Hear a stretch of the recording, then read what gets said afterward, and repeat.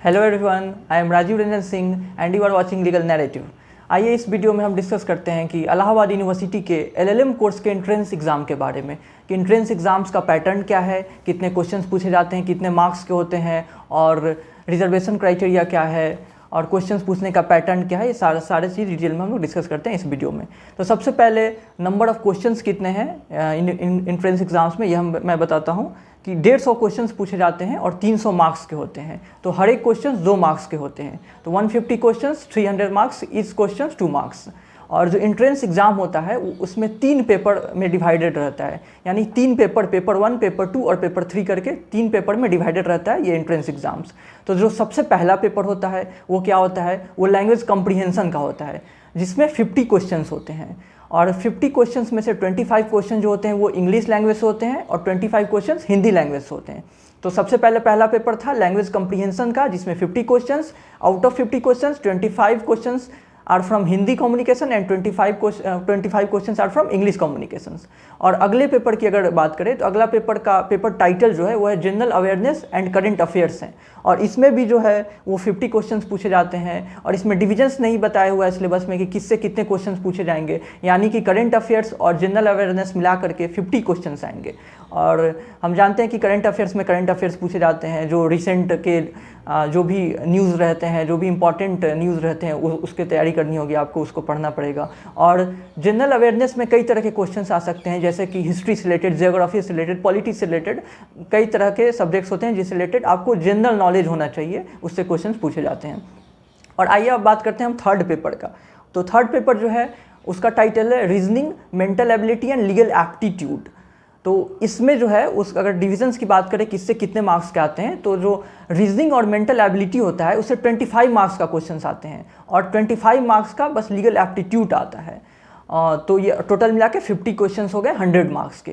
तो ये तीनों जो पेपर है ये तीनों मिलाकर 150 क्वेश्चंस हो गए और 300 मार्क्स हो गया।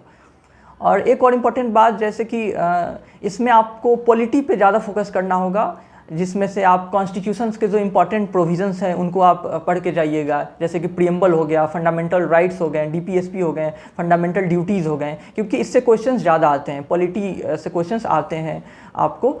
तो आपको बेसिक नॉलेज होना चाहिए, कॉन्स्टिट्यूशंस का ओवरव्यू होना चाहिए, आर्टिकल किस आर्टिकल में क्या है वो पता होना चाहिए, अमेंडमेंट्स जो है रिसेंट वो पता होने चाहिए। इवन जो कॉन्स्टिट्यूशनल डेवलपमेंट्स का जो फेज़ था, जो 1930s, 40s एंड 50s में कॉन्स्टिट्यूशन बना कैसे, बनने के टाइम पे क्या क्या चीज़ें इंपॉर्टेंट थी, वो सारी चीज़ें पढ़ के जाएंगे। वो सब पॉलिटी का पार्ट होती हैं और कॉन्स्टिट्यूशन का जो इंपॉर्टेंट प्रोविज़न होता है वो भी पॉलिटी का पार्ट होती हैं। तो ये सारे क्वेश्चंस पूछे जाते हैं।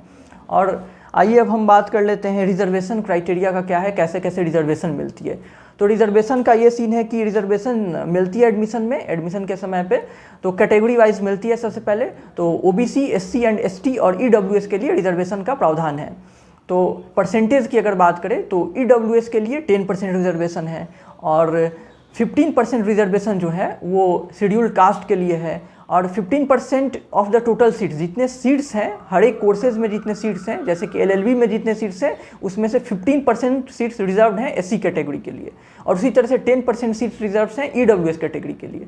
और सेम वे 7.5% जो सीट्स हैं वो रिजर्व हैं किसके लिए, तो शेड्यूल्ड ट्राइब्स के लिए जो एससी कैटेगरीज हैं।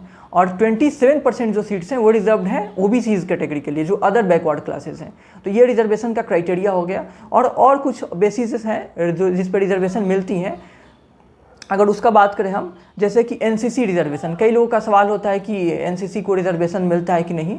तो अगर हम उसकी बात करें तो एनसीसी रिजर्वेशन भी है अवेलेबल। जैसे कि आप जितना मार्क्स ऑब्टेन करेंगे इंट्रेंस एग्ज़ाम्स में जितने भी मार्क्स आपको आउट ऑफ 300 आएंगे उसमें 5% मार्क्स ऐड कर दिए जाएंगे अगर आपके पास एनसीसी सी कैटेगरी सर्टिफिकेट है। तो उम्मीद करता हूँ आपको समझ में आ गया होगा कि अगर आपके पास एनसीसी सी सर्टिफिकेट है तो आपको ऑब्टेन्ड मार्क्स में 5% मार्क्स ऐड कर दिए जाएंगे। तो ये हो गया रिजर्वेशन एनसीसी के लिए। और डिसेबिलिटी की अगर बात करें तो उसके लिए भी रिजर्वेशन है। तो जो भी डिसेबल्ड कैंडिडेट्स हैं उनको 5% सीट का रिजर्वेशन मिला हुआ है, यानी टोटल सीट्स जितने अवेलेबल हैं उसमें से 5% सीट रिजर्व रहेंगे डिसेबल्ड कैंडिडेट के लिए। और 2% रिजर्वेशन जो है वो स्पोर्ट्स कोटा के लिए है, स्पोर्ट्स कोटा में भी 2% रिजर्वेशन दिए हुए हैं। तो I hope you found this video informative and thank you for watching this video.